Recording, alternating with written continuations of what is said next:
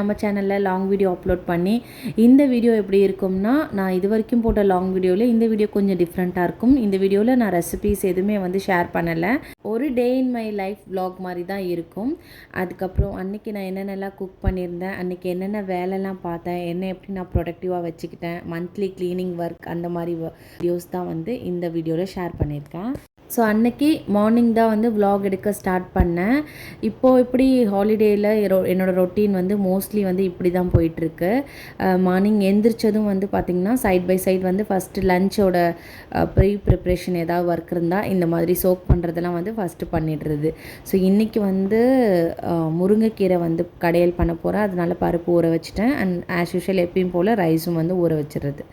கீரை ரொம்ப ஃப்ரெஷ்ஷாக இருந்துச்சு, நல்லா வந்து கொழுந்து கீரையாக இருந்தது. அதனால் வந்து கடையில் ரெடி பண்ணிடலாம் அப்படின்னு சொல்லிட்டு அந்த வேலை தான் பண்ணிகிட்டு இருந்தேன். அண்ட் சைட் டிஷ்க்கு வந்து எக் ஃப்ரையும் பொட்டேட்டோ ஃப்ரையும் தான் வந்து ரெடி பண்ணியிருந்தேன். இது ரெண்டுத்துக்குமே வந்து கீரைக்கு காம்பினேஷன் நல்லாயிருக்கும். எதுக்கு 2 சைட் டிஷ்னால், ஒரே ஒரு பொட்டேட்டோ மட்டும்தான் இருந்துச்சு. அதனால தான் வந்து சரின்னு சொல்லி எக்குமே வந்து பாயில் பண்ணி வச்சாச்சு. நம்ம லைஃப்பில் நடந்து முடிஞ்ச எந்த ஒரு விஷயமா இருந்தாலும் சரி, அது நல்ல விஷயமா இருந்தாலும் சரி, கொஞ்சம் கஷ்டமான விஷயமா இருந்தாலும் சரி, நம்மளே மறந்தால் கூட இந்த கூகுள் வந்து நம்மளை விடவே விடாது. கரெக்டாக வந்து நமக்கு டைமுக்கு வந்து ரிமைண்ட் பண்ணிடும். அந்த மாதிரி ஒரு விஷயம்தான் வந்து நேற்று நடந்தது. கரெக்டாக 2019 கொரோனா செகண்ட் வேவ் வந்துச்சு இல்லையா, அந்த டைமில் வந்து நம்மளெல்லாம் கொரோனா என்ன பண்ணிட போகுது அப்படின்ட்டு டெய்லியும் வந்து சுற்றிட்டு இருந்த ஒரு ஆள் தான் நான். சுற்றிட்டு இருந்த இந்த சென்ஸ் ஹஸ்பண்ட் வந்து இங்கே சென்னையில் இருந்தாங்க. அந்த டைம் வந்து ஃபாரின்லேருந்து அவங்க ரிட்டன் வந்துட்டு இங்கே சென்னையில் வந்து ஏதோ ஒரு வேலையில் இருந்தாங்க. அப்போது நான் வந்து பாண்டிச்சேரியில் இருந்தேன். ஸோ அந்த டைம் வந்து நான் தான் வந்து எல்லாத்துக்குமே போகிற மாதிரி இருந்தது வெளியில் அப்படின்றதால அது என்னால் கம்ப்ளீட்டாக அவாய்ட் பண்ண முடியல. ஏன்னா யாரையும் வந்து நான் டிபெண்ட் பண்ணாமல் நான் என்னோடய பசங்களுக்கு எனக்கு என்ன தேவையோ அதை வந்து நானே பண்ணிகிட்டு இருந்தேன். அந்த டைமில் வந்துட்டு எனக்கு எப்படி அது வந்துச்சுன்னு இப்போ வரைக்கும் தெரியல. பட் செகண்ட் வேவில் செம்மையாக வந்து மாட்டிக்கிட்டேன்.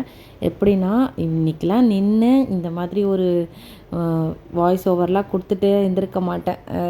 இப்படி ஒரு சூர்யான்ற ஒரு இதே இருந்திருக்காது. ஃபுல்லாக முடிஞ்சிருக்கும் என் சாப்டர் அப்படின்ற மாதிரி தான் வந்து இருந்துச்சு. பயங்கர சீரியஸ் ஆகிடுச்சு. அதாவது வந்தப்போ தெரியல.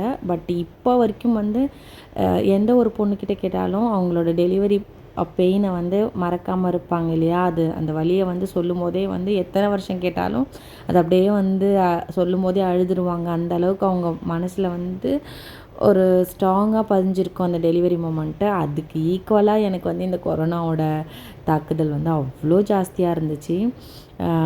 எப்படின்னு நினச்சே பார்க்க முடியாது. இப்போ சொன்னாலும் யார்கிட்டயா சொல்லும் போது அழுதுருவேன். அந்தளவுக்கு மோசமாக போயிடுச்சு நிலமை. பாப்பாவுக்கு வந்து அப்போ கரெக்டாக வந்து ஒரு 3 இயர்ஸ் அப்படி தான் இருக்கும்னு நினைக்கிறேன். ஆமாம், ஸ்கூல் கூட சேரல. அந்த டைமில் வந்துட்டு அம்மா வந்துட்டாங்க. அவங்க தான் ஃபுல்லாக பார்த்துக்கிட்டாங்க. அப்புறம் வந்து தம்பியை வந்து அக்கா கிட்டே விட்டுட்டு பாப்பா வந்து என்னை பார்க்காமலாம் இருக்க மாட்டா. ரொம்ப சின்ன குழந்தை இல்லையா, அதனால் வந்து அம்மா வந்து அவளை வச்சு நான் பார்த்துக்கிறேன்னு சொல்லிவிட்டு நான் ஒரு தனி ரூமில் இருந்தேன். ரூமை விட்டு வெளியே வராமல் அப்படியே ரூமுக்குள்ளேயே தான் இருந்தேன். ஏதாவது கொடுக்குறதுனா மட்டும் அம்மா வந்து அப்படியே டோரை திறந்து வச்சுட்டு போயிடுவாங்க. அந்த மாதிரி இருந்துச்சு. அதுக்கப்புறம் ஹஸ்பண்டுக்கும் இங்கே வர முடியல, சென்னையிலேருந்து இங்கே வர முடியல. ஸோ அதனால் இப்படி தான் சிச்சுவேஷன் போயிட்டு இருந்துச்சு.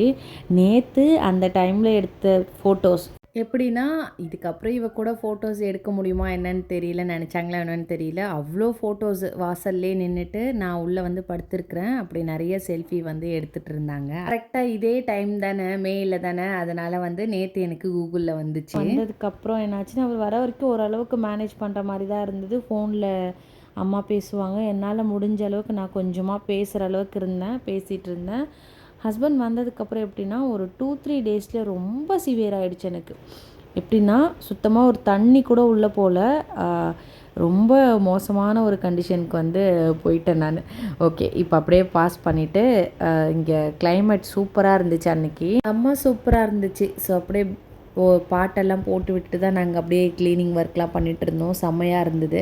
ஸோ வீடியோ எடுக்கலாமேன்னு சொல்லிட்டு தான் ஒரு கேப் கொடுத்துட்டு மேலே போயிருந்தோம். சூப்பராக இருந்தது. இந்த சடனாக இந்த கிளைமேட் சேஞ்ச் பார்த்தோன்னே எனக்கு ஒரே ஒரு பாட்டு லைன் தான் ஞாபகம் வந்துச்சு. கோடையில் மழை வரும், வசந்த காலம் மாறலாம், கண்டிப்பாக நீங்கள் ஒரு 80s 90s கிட்டாக இருந்தால் இந்த பாட்டு உங்களுக்கு தெரிஞ்சிருக்க கொஞ்சம் வாய்ப்பு இருக்குதுன்னு நினைக்கிறேன். பட் இது ரொம்ப ரொம்ப பழைய சாங் தான். அதாவது எங்கள் அம்மாலாம் கேட்குற பாட்டு தான் இது. உங்களுக்கு தெரிஞ்சுன்னா மறக்காமல் என்ன சாங்குன்னு கமெண்ட் பண்ணுங்கள். அப்போவே நான் இந்த பாட்டை வந்து பாடிட்டேன் கரெக்டாக. ஸோ அதுக்கப்புறம் வந்து இங்கே அப்படியே பால்கனி வந்து ரொம்ப மோசமாக இருந்தது. கிட்டத்தட்ட 1 மந்த் ஆகிடுச்சி க்ளீன் பண்ணி. வீட்டில் அவ்வளோ இல்லாதால் அதனால் சரி பால்கனி வந்து கொஞ்சம் நீட் பண்ணி அரேஞ்ச் பண்ணி வைக்கலாமேன்னு சொல்லிட்டு அந்த ஒர்க் தான் பண்ணிகிட்ருந்தோம் நாங்கள் 3 பேரும். நாங்கள் எந்த ஒரு க்ளீனிங் ஆர்கனைசிங் பண்ணுறதா இருந்தாலும் சரி, கிட்ஸை கண்டிப்பாக வந்து என் கூட வந்து என்கேஜ் பண்ணி வச்சுப்பேன். அண்ட் அவங்கக்கிட்டேயும் வந்து கொஞ்சம் கொஞ்சம் ஐடியாஸ் கேட்பேன். இது இங்கே வைக்கலாமா, இது இப்படி வைக்கலாமா அப்படின்னு சொல்லிட்டு 2 பேருக்குமே பயங்கர இன்ட்ரெஸ்ட் இருக்குது இதில். ஸோ கண்டிப்பாக வந்து அம்மா இது இப்படி பண்ணலாம், அதை அப்படி பண்ணலாம் அப்படின்னு சொல்லுவாங்க. ஸோ நானுமே வந்து அவங்க சொல்கிறத கேட்டுப்பேன். ஏன்னா அவங்க வந்து இந்த ஏஜில் வந்து இந்த அளவுக்கு பண்ணுறது பெரிய விஷயம் தான். அதனால் வந்துட்டு நான் வந்து கண்டிப்பாக வந்து இந்த மாதிரி விஷயத்தெல்லாம் வந்து கொஞ்சம் கொஞ்சம் கேட்டுப்பேன். நான் இப்போ இங்கே என்ன பண்ணிகிட்ருக்கேன்னு தெரியுங்களா? ஒரு 2 மந்த்ஸுக்கு முன்னாடி இந்த வால் கிளைம்பர் கிளிப் வந்து வாங்கியிருந்தேன். பட் அது பார்சல் ரிசீவ் பண்ணி மேலே எடுத்துகிட்டு வந்தது மட்டும்தான் தெரியும். அதுக்கப்புறம் அது எங்கே போச்சுன்னே தெரியல.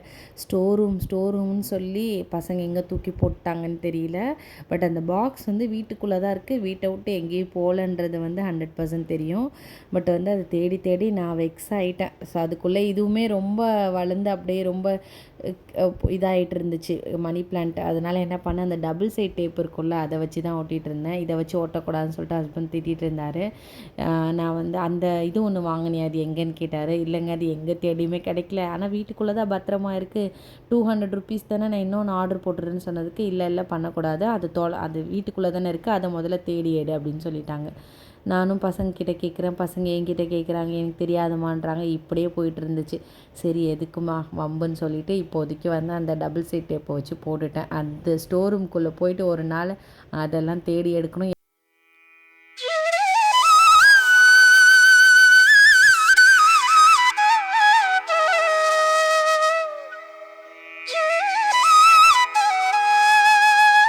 இப்போ ஃபுல் டைம் வந்து வீட்டில் தான் இருக்காங்க. ஸோ அந்த டைமில் வந்து ஒரு 1/2 hour கிராஃப்ட் ஒர்க் பண்ணுறாங்கன்னு வச்சுக்கோங்களேன். மீதி டைம் வந்து ஒன்று டிவி அப்படி இல்லைனா லேப்டாப்பு இப்படியே மாறி மாறி தான் போயிட்டுருக்குமே தவிர மோஸ்ட்லி வந்து இந்த ஸ்க்ரீன் டைம் தான் கொஞ்சம் அதிகமாக இருக்க மாதிரி இருக்கும். ஸோ அதை அவாய்ட் பண்ணோன்னா ஒன்று அவங்கள விளையாடுறதுக்கு கீழே அனுப்பிடுவேன். கிரவுண்ட்லேயே தான் விளையாட வைப்பேன், வெளியே அனுப்ப மாட்டேன். நான் போகிற மாதிரி இருந்தால் தான் வெளியே கூட்டிகிட்டு போவேன். ஸோ இதெல்லாம் அவாய்ட் பண்ணுறதுக்காக தான் நான் வந்துட்டு இந்த மாதிரி இன்றைக்கி இங்கே வந்து நம்ம க்ளீன் பண்ணி ஆர்கனைஸ் பண்ணலாம் அப்படின்னு சொல்லிட்டு குட்டீஸ் வந்து இந்த மாதிரி வீட்டில் இருக்கும்போது அவங்களுக்கு வேறு எந்த ஒர்க்கும் இல்லைன்னா கண்டிப்பாக வந்து என் கூட வந்து அவங்கள என்கேஜ் பண்ணிப்பேன். அவங்களும் இன்ட்ரெஸ்டடாக பண்ணுவாங்க. நிறைய விஷயம் தெரிஞ்சுக்கிட்டமே ஒன்றும் தப்பு கிடையாது. அவங்களும் நம்ம வீடு தான் நம்ம பண்ணணும் அப்படின்ற அந்த ஒரு ரெஸ்பான்சிபிலிட்டி, க்ளீனாக வச்சுக்கணுன்ற ஒரு மைண்ட் செட்டும் அவங்களுக்கு வரும். ஸோ இந்த இடம் நம்ம வந்து இந்த மாதிரி பண்ணோன்னா நம்ம தான் இதை க்ளீன் பண்ணணும் அப்படின்றது அவங்களுக்கும் தெரியும். ஹஸ்பண்டும் அப்படி தான். எதுக்கு நான் இதை சொல்ல வரேன்னா, ரிலேட்டிவ்ஸ்குள்ளே இந்த மாதிரி சில டாபிக்ஸ் வந்து பேசும்போது இங்கே விஷாலதியை வச்சு பேசும்போது இவங்க இவ்வளோ பண்ணுறாங்க வீட்டில் அப்படின்னு சொல்லும்போது என்னமோ நானும் அவங்க அப்பாவும் வந்து உட்காந்துட்டு பசங்களை வேலை வாங்குற மாதிரி, ஐயோ குட்டி பசங்களா இவ்வளோ செய்வாங்க அப்படின்னு சொல்லுவாங்க. பட் அதில் இருக்க ப்ளஸ் வந்து யாருக்குமே தெரிய மாட்டேங்குது. அண்ட் பசங்களோட நான் எல்லாத்தையுமே வந்து மோஸ்ட்லி டிஸ்கஸ் பண்ணிவிடுவேன். அவங்க அப்பா வந்து அதிகமாக வந்து பேச மாட்டாங்க, கொஞ்சம் வந்து காமாக தான் இருப்பாங்க. என்கிட்ட தான் எல்லாத்தையுமே ஷேர் பண்ணுவாங்க. நான் வந்து பசங்கக்கிட்ட எல்லாத்தையுமே வந்து ஷேர் பண்ணுவேன். ஸோ தட் அவங்க நிறைய விஷயத்தில் வந்து ரொம்ப கான்ஷியஸாக இருப்பாங்க. இப்படி தான் இருக்கணும், இப்படிலாம் வந்து நம்ம வந்து டேக் கேர் பண்ணணும், இப்படிலாம் வந்து நம்மளை பார்த்துக்கணும் அப்படின்றது ஓரளவுக்கு அவங்களுக்கு வந்து எல்லாமே தெரியும். அண்ட் வந்து நாமளே இல்லைன்னா கூட அவங்கள மேனேஜ் பண்ணிக்கிற அளவுக்கு தான் அவங்க ஏஜுக்கு என்ன வேணுமோ தேவையோ அப்படின்றத ஒரு படி அதிகமாகவே வந்து நான் வந்து சொல்லி கொடுத்து தான் வச்சுருக்கேன். ஸோ அது கண்டிப்பாக அவங்களுக்கு வந்து எப்பயுமே வந்து யூஸ் ஆக தான் போகுது, எதுவுமே வந்து வீணாக போகிறதில்ல அப்படின்னு தான் நான் நினைக்கிறேன். ஸோ எல்லாருமே சேர்ந்து செய்கிறதால நம்ம எல்லாருமே ஒரு ஃபேமிலி, நம்ம வீட்டை நம்ம தான் பார்த்துக்கணுன்ற ஒரு மென்டாலிட்டி அவங்களுக்கு வரும். அவ்வளோதான், தவிர மற்றபடி நான் குழந்தைங்கள கஷ்டப்படுத்தியோ எதுவுமே வந்து நான் வந்து பண்ண போகிறது கிடையாது. இது வந்து அந்த பாத்ரூமில் யூஸ் பண்ணுவோம்ல, வாங்கினது பட் யூஸே பண்ணலை. இந்த மாதிரி 2 இது அப்படியே புதுசாக இருந்தது. ஏதாச்சும் டேமேஜ் ஆகிருந்தால் கூட தூக்கி போடலாம், பட் அப்படியே நல்லாவே இருந்ததால் அதில் இந்த வால் ஸ்டிக்கர் அப்படியே வச்சுட்டு இந்த பிளான்ட்டை வைக்கிறதுக்கெலாம் வந்து பிளான்டர்ஸ் மாதிரி யூஸ் பண்ணிக்கிட்டேன். அப்படியே வந்து கொஞ்சம் டயர்டாக இருந்துச்சா, நிறைய இது வந்து வீடியோவில் காட்டுறதுக்கு கொஞ்சம் கம்மியான வேலை செஞ்ச மாதிரி தான் இருந்துச்சு. ஆனால் ஃபுல் டயர்டாக இருந்துச்சு. அதனால் சூடாக ஒரு பிளாக் காஃபி போட்டு நல்லா அழகாக வந்து க்ளீன் பண்ண இடத்துல உட்காந்து ரிலாக்ஸாக வந்து கொஞ்ச நேரம் வந்து ஒரு 5 மினிட்ஸ் வந்து எனக்கான டைம் வந்து எடுத்துக்கிட்டேன். அண்ட் உங்களோட ஒரு விஷயம் வந்து ஷேர் பண்ணணும் அப்படின்னு நினச்சேன். இன்னும் நான் வந்து இந்த முழு சந்திரமுகியாக இன்னும் மாறலை அப்படின்ற மாதிரி, இன்னும் ஒரு முழு யூடியூபராக மாறலை அப்படின்றதுக்கு ஒரு சின்ன எக்ஸாம்பிள் என்னென்னா, கொஞ்சம் எனக்கு இந்த வீடியோஸில் வர்றதுக்கு ஹெசிடேஷன்ஸ் இருக்குது. நிறைய டைம் வந்து இல்லை நம்ம இது பண்ணக்கூடாது, இந்த மாதிரி ஒரு ஃபீல்டில் வந்துட்டோன்னா இந்த ஹெசிடேஷன்ஸ் நமக்கு இருக்கவே கூடாது வீடியோ முன்னாடி வர்றதுக்கு அப்படின்றத வந்து நிறையா டைம் பிரேக் பண்ணணுன்றதுக்காகவே நிறைய டைம் வந்து ஒரு சில வீடியோஸில் நீங்கள் என்னோடய ஷார்ட்ஸில் பார்த்துருக்கலாம். நான் வந்து வீடியோஸில் வந்து ஃபேஸ் காமிச்சு வந்து போட்டிருப்பேன். ஒரு சில வீடியோவில் அப்படி போட மாட்டேன். அதுக்கு காரணம் அந்த ஒரு சின்ன ஹெசிடேஷன் தான். பட் அதை கண்டிப்பாக வந்து நான் அவாய்ட் பண்ணிவிடுவேன். இருந்தாலும் வந்து உங்களோட ஷேர் பண்ணணுன்னு தோணுச்சு, அதான் பண்ணுறேன். மேலே பால்கனியில் கொஞ்சம் க்ளீனிங்லாம் முடிச்சுட்டு அங்கே எல்லாமே ரெடி பண்ணி விட்டுட்டு அப்படியே வந்து கீழே கிரவுண்டுக்கு வந்தாச்சு. கிரவுண்ட் வந்து ரொம்ப பெருசு, அதனால் வந்து நான் டெய்லிலாம் பெருக்குவேன்னு கண்டிப்பாக சொல்ல மாட்டேன். டு பி வெரி ஃப்ராங்க், அது கொஞ்சம் டைம் எடுக்கும் கண்டிப்பாக. அட்லீஸ்ட் ஒரு 1 ஹவராவது வந்து எடுக்கும் கீழே நல்லா பர்ஃபெக்டாக க்ளீன் பண்ணிவிட்டு வர்றதுக்கு. அதனால் வந்துட்டு வீக்லி ஒன்ஸு இல்லைனா மந்த்லி ட்வைஸ் கூட சம்டைம்ஸ் பண்ணியிருக்கேன். ஏன்னா இவர் இருக்கார்ல, நல்லா அட்டகாசம் பண்ணி வச்சுருவார். ஏதாவது ஒரு பிளாஸ்டிக் தெரியாமல் வச்சுட்டு போயிட்டோன்னா சரி, முடிஞ்சுது. காலையில் எழுந்திரிச்சு வந்து பார்த்தோன்னா அதோட அவ்வளோதான். இவரோட துணின்னு ஒன்று இங்கே வச்சுருப்பார், அதை வந்து யாருமே தொடக்கூடாது. அதை தொட்டால் அவர் எப்படி தூக்கிட்டு ஓடுறாரு பாருங்க. அதெல்லாம் அந்த வீடியோவில் வந்து கேப்சர் பண்ணியிருக்கேன். பயங்கர காமெடியாக இருக்கும். அது நாங்கள் வேணும்னே போய் எடுப்போம் விளையாட்டு காட்டுறதுக்காக. அது எடுக்கும்போது அவர் எங்கே இருந்தாலும் வந்து அந்த துணியை வந்து பிடுங்கிட்டு போயிடுவார். ஏதோ அவரோட சொத்தை வந்து யாரோ எடுத்துகிட்டு போகிற மாதிரி வந்து ஒரு ரியாக்ஷன் கொடுப்பாரு. அதனால் செம காமெடியாக இருக்கும். அங்கே எந்த ஒரு துணி வச்சாலும் அது அவரோட துணி அப்படின்னு தான் அவர் வந்து நினச்சிப்பார். இங்கே கிரவுண்டில் வந்து கொஞ்சம் ஓப்பன் பிளேஸ் தான் இருக்கும். சுற்றி மரங்கள்லாம் இருக்கிறதால வந்து என்ன ஆகும்னா, டெய்லி வந்து நல்லா வந்து காற்றடிச்சு இந்த ட்ரை லீஃப்லாம் வந்து வீட்டோட ஃப்ரண்ட் சைடும் சரி பேக் சைடும் சரி நிறைய வந்து விழுந்துடும் கிரவுண்டுக்குள்ளே. ஸோ அதனால் டெய்லி க்ளீன் பண்ணாலும் அகெயின் வந்து குப்பையாகிட்டே இருக்கிற மாதிரி தான் இருக்கும். அண்டு எங்கே இருக்கிற தூசி மண் எல்லாமே கிரவுண்டுக்கு தான் வரும். வெத்தலை செடி கொஞ்சம் நல்லாவே வளர்ந்துருந்தது. ஸோ இன்றைக்கி வந்து டியூஸ்டே வெத்தலை விளக்கு போடலாம் அப்படின்னு சொல்லிட்டு ஒரு 6 வந்து எடுத்துக்கிட்டேன். அதுக்கப்புறம் வந்து இங்கே வந்து பார்த்திங்கன்னா மணி பிளான்ட் வந்து நல்லாவே வந்து வளர்ந்துருந்தது. இதுவுமே வந்து அப்படி தான் கிளைம்பர் போட்டு வச்சா இன்னும் சூப்பராக இருக்கும். பட் நான் அப்படியே வந்து அந்த கேட்டோட இதில் தான் போட்டிருக்கேன். ஸோ நிறைய கட்டிங்ஸ் வந்து நான் இங்கேருந்து தான் வந்து எடுத்துகிட்டு வருவேன் மேலே கிச்சனுக்கு ஹாலுக்கெலாம் வைக்கிறதுக்கு. மேலே வந்ததுக்கப்புறமா கொஞ்சமாக ரெஃப்ரெஷ் ஆகிட்டு அதுக்கப்புறம் சிம்பிளாக வந்து சாமிக்கு விளக்கேற்றி ஒரு சின்ன பூஜையும் வந்து போட்டாச்சு. பூஜைனா பெருசாலாம் கிடையாது, ரொம்பவே சிம்பிளாக தான் நான் வந்து சாமியெல்லாம் கும்பிடுவேன். அதாவது பெரியவங்களாம் சொல்லுவாங்களே, இதை இப்படி தான் வைக்கணும், அதை அப்படி தான் செய்யணும் அப்படிலாம் இல்லாமல் எனக்கு என்ன தெரியுதோ, என் மனசுக்கு எது கரெக்டுன்னு படுதோ, எது வந்து திருப்தியாக இருக்கும் அதை மட்டும்தான் பண்ணுவேன். ரொம்பலாம் பெருசாலாம் வந்து எதுவும் பண்ண மாட்டேன். சரி, ஓகே. இப்போ நம்ம அந்த கொரோனா ஸ்டோரி பாஸ் பண்ணி வச்சோம்ல, அதுக்குள்ளே வருவோம். நீங்கள் இவ்வளோ சீரியஸாக இருந்தீங்க, ஹாஸ்பிட்டல்லாம் போகலையா அப்படின்னு கேட்டால் கண்டிப்பாக போனேன். என்னோடய அண்ணா தான் வந்து என்னை கூட்டிகிட்டு போயிட்டு வந்துட்டு இருந்தாங்க. அவங்க வீடும் என் வீடும் கொஞ்சம் நியர்பை கிட்ட தான் இருந்துச்சு. அதனால் அவங்க தான் வந்து பார்த்துட்டு இருந்தாங்க.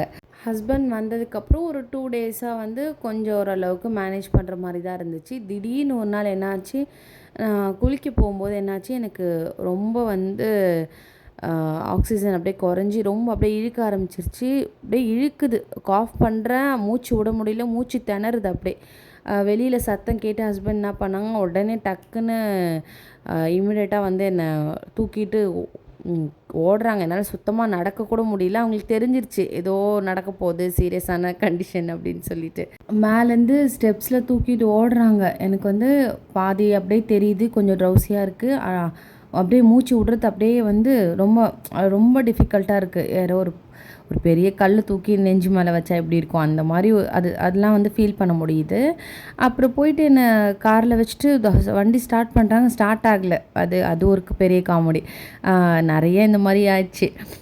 அதுக்கப்புறம் அந்த டென்ஷனில் இருந்ததால் அது மாதிரி ஸ்டார்ட் ஆகலை போல இருக்குது. அதுக்கப்புறம் வந்துட்டு ஒரு டம்மு டிம்முன்னு போட்டு ஏதோ உடச்சிட்டு அதுக்கப்புறம் காரை ஸ்டார்ட் பண்ணிவிட்டு ஹாஸ்பிட்டலுக்கு போகிறாங்க. போகிற வழியிலே கால் பண்ணிகிட்டே போகிறாரு ஹாஸ்பிட்டலுக்கு. எங்கேயுமே வந்துட்டு இது இல்லை அப்படின்னு சொல்கிறாங்க. இல்லை இப்போ அட்மிஷன் போட முடியாது அந்த மாதிரி சொல்கிறாங்க. அதுக்கப்புறம் எப்படியோ தேடி பிடிச்சி நெல்லித்தோப்பு கிட்ட ஒரு ஹாஸ்பிட்டலில் வந்து கேட்டு அங்கே டைரெக்டாக அங்கே போயிட்டாங்க. அங்கே போனதுக்கப்புறமா அதுக்கப்புறம் அவங்க ப்ரொசீஜர் ஸ்டார்ட் பண்ணாங்க. ஸோ அப்படியே வந்து எல்லாமே அப்படி கொஞ்ச நாளில் வந்து கொஞ்சம் கொஞ்சமாக சரியாச்சு. அங்கே ஹாஸ்பிட்டல் போனதுமே வந்து சிவியாரிட்டி பார்த்துட்டு ஹஸ்பண்ட் கிட்ட வந்து டாக்டர் வந்து கூப்பிட்டு பேசுகிறாங்க. இந்த மாதிரி இருக்கும் அப்படின்னு சொல்லிட்டு எல்லாமே ஃபஸ்ட்டே பேசிவிட்டு இவர் வந்து பரவாயில்ல எதாக இருந்தாலும் நீங்கள் ஸ்டார்ட் பண்ணுங்கள், காப்பாற்றி கொடுத்தா போதுன்ற மைண்ட் செட்டுக்கு அவர் வந்து வந்துட்டார்.